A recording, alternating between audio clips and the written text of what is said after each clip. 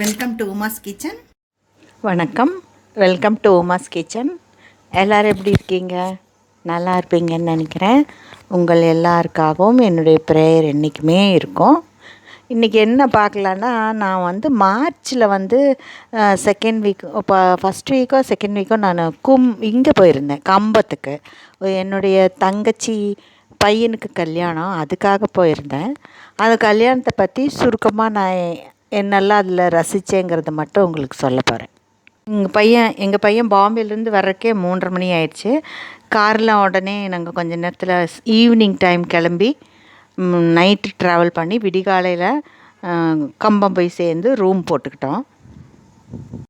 அடுத்த நாள் சாயங்காலம் ஃபங்க்ஷன் ஆரம்பிச்சிருச்சு. இப்போ நம்மெல்லாம் சிட்டியில் கான்ட்ராக்ட் கொடுத்துருவோம் கேட்ரிங்கு. ஆனால் இங்கே அப்படி கிடையாது. எல்லோரும் சொந்தக்காரங்க எல்லார் வீட்டிலேருந்தும் 2 பேரோ 1 பேரோ அவங்கவுங்க ஒரு வேலை செய்கிறாங்க. பாருங்க, இவங்கெல்லாம் சொந்தக்காரங்க தான். ஒரு ஆள் கோலம் போடுது, ஒரு ஆள் வேறு ஏதாச்சும் வேலை பண்ணுறாங்க. பாருங்கள், பின்னாடி ஃப்ளெக்ஸ் போட்டிருக்காங்க. இது தமிழ்நாட்டில் தான் இருக்குது. ஜென்ரலி பாம்பேலலாம் இப்படி கிடையாது. ஆனால் இது பார்க்கும்போது நல்ல சந்தோஷமாக இருக்குது. பெரிய அட்டையில் அப்படியே ஒட்டின மாதிரி ஃப்ளெக்ஸ் நல்லா இருக்குது. அந்த ஃப்ளெக்ஸில் பொண்ணு மாப்பிள்ளை ஃபோட்டோலாம் போட்டு ஃப்ரெண்ட்ஸு ரிலேட்டிவ்ஸ் எல்லாம் வாழ்த்து சொல்கிற மாதிரி அதில் ஃபோட்டோ இருக்குது. எங்களுக்கு ரொம்ப த்ரில்லிங்காக இருந்துச்சு. இந்த மாதிரிலாம் நாங்கள் பாம்பேயில் பார்த்ததில்லை.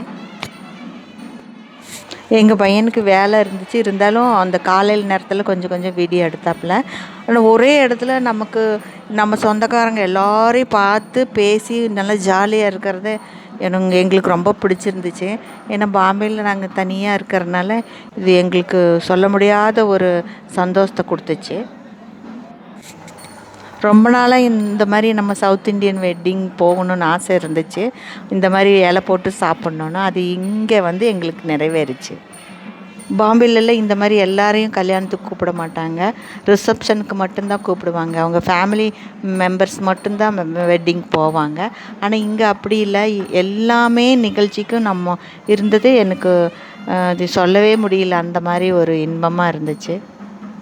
எங்கள் மாமாவுக்கு பொலிட்டிக்கலில் நிறைய செல்வாக்கு இருக்குது. அதனால் கட்சியிலேருந்து நிறைய பேர் வந்துகிட்டே இருந்தாங்க. அது பார்க்குறக்கு எனக்கு நான் அந்த மாதிரி எல்லாம் பார்த்ததே இல்லை. நல்லா என்ஜாய் பண்ணணும். வரவங்களுக்கெல்லாம் இவங்க ரொம்ப நல்லா உபசாரம் செஞ்சாங்க. மாப்பிள்ளைக்கு உருமாலை கட்டுறாரு பாருங்க, அதுதான் என்னுடைய சொந்த சித்தப்பா. இவர் தான் எங்கள் வீட்டிலே பெரியவர். நான் சித்தப்பாவுக்கு காபி ஏலக்காயெல்லாம் எஸ்டேட் இருக்குது. ஆனால் பார்த்தா ரொம்ப சிம்பிளாக இருப்பார். நான் அடிக்கடி அங்கே மலைக்கு போவேன், குமிழி மலைக்கு. ஆனால் இந்த தடவை நான் போக முடியல. ஏன்னா வயசாகுது, அதுக்குள்ளே உடம்பு முடியலன்னு இறங்கிட்டேன். அது மனசுக்குள்ளே கொஞ்சம் வருத்தமாக இருக்குது. நெக்ஸ்ட் டைம் கண்டிப்பாக குமிழி போய் சித்தப்பாவை பார்த்துட்டு தான் வருவேன். நம்மளுடைய தமிழ்நாட்டுடைய விருந்தோம்பல் எனக்கு ரொம்ப பிடிச்சிருந்துச்சு. ஒவ்வொருத்தரையாக நின்று சாப்பிட்டீங்களா, காப்பி குடிச்சிங்களா, வாங்க டிஃபன் சாப்பாடு சாப்பிடன்னு ஒவ்வொருத்தரையாக கூப்பிட்றாங்க பாருங்கள். அந்த பண்பு நம்ம தமிழ்நாட்டில் தான் பார்க்க முடியும். பாம்பேயில் பஃபே தான். நம்மளே போய் நம்மளே எடுத்து சாப்பிட்ணும். யாரும் கண்டுக்க மாட்டாங்க. சாப்பிட்டியா இல்லையான்னு கூட கேட்குறக்கு ஆள் கிடையாது. தமிழ்நாடு தானுங்க. இது பாருங்கள், தாலி கட்டுற நிகழ்ச்சி ரொம்ப கூட்டம் இருந்துச்சு. எனக்கெல்லாம் பார்க்கவே முடியல, அவ்வளோ கூட்டம். ஏன்னா பொலிட்டிக்கல் லைன்லேருந்து நிறைய தலைவர்கள் வந்திருந்தாங்க.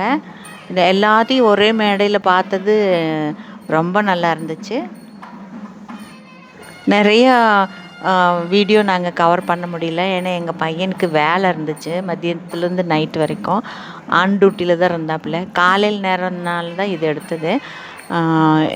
எங்கள் பையன் ரூமுக்கு போன பிறகு நாங்கள் நிறைய உட்காந்து ஃப்ரெண்ட்ஸு நிறைய ரிலேட்டிவ்ஸு பழைய சொந்தக்காரங்க எல்லாரையும் பார்த்து நல்லா அரட்டை அடிச்சுட்டு இருந்ததை என்னால் மறக்கவே முடியாது. ரொம்ப ஜாலியாக இருந்தேன். என் தங்கச்சி பசங்க 2 பேர், ஒன்று முத்துக்குமார், இன்னொன்று மனோஜ் பாண்டியன். இவங்க 2 பேரும் டெய்லி காலையில் வந்துடுவாங்க ரூமுக்கு. வந்துட்டு ஆர்த்தி பேக்கரி, அது ரொம்ப ஃபேமஸ் அங்கே. அங்கேருந்து டீயும் பெரிய உளுந்து வடையும் கொண்டு வந்து எங்களை எழுப்பி கொடுப்பாங்க. அந்த நிகழ்ச்சி எங்களை ரொம்ப நெகிழ வச்சது. இதுபோல் இன்னி ஒரு நிகழ்ச்சி எப்போ வரும்னு நான் ரொம்ப எதிர்பார்க்குறோம். அது சீக்கிரம் வந்தால் நல்லதுன்னு நினைக்கிறேன். கல்யாண வீட்டில் ஒருத்தருக்கு ஒருத்தர் பேசுகிறது, கொஞ்சம் சின்ன ஊடல், பின்ன மறுபடியும் அதை நம்ம உட்காந்து பேசி அதை சரி செஞ்சு ஒரு சிரிப்பு இந்த மாதிரி நிகழ்ச்சி வந்து எனக்கு ரொம்ப சந்தோஷத்தை ஏற்படுச்சு. ஏன்னா இந்த மாதிரியெல்லாம் பாம்பேயில் கிடையாது. சொந்தக்காரங்க கண்டிப்பாக நமக்கு இருக்கணுங்கிறத நான் இதை வச்சு தெரிஞ்சுக்கிட்டேன். சொந்தந்தாங்க, அடுத்தது தாங்கிறது நான் இதை வச்சு புரிஞ்சிட்டேன். ஏன்னா என்னதான் நம்ம சொந்தக்காரங்க நம்மக்கிட்ட சண்டை போட்டாலும் ஒரு நல்ல காரியங்கும் போது நம்மளை விட்டு கொடுக்க மாட்டாங்கங்கிறது இதில் எனக்கு புரிஞ்சிச்சு. கல்யாணம் முடிஞ்சு 2 நாளில் நான் கிளம்பிட்டோம்.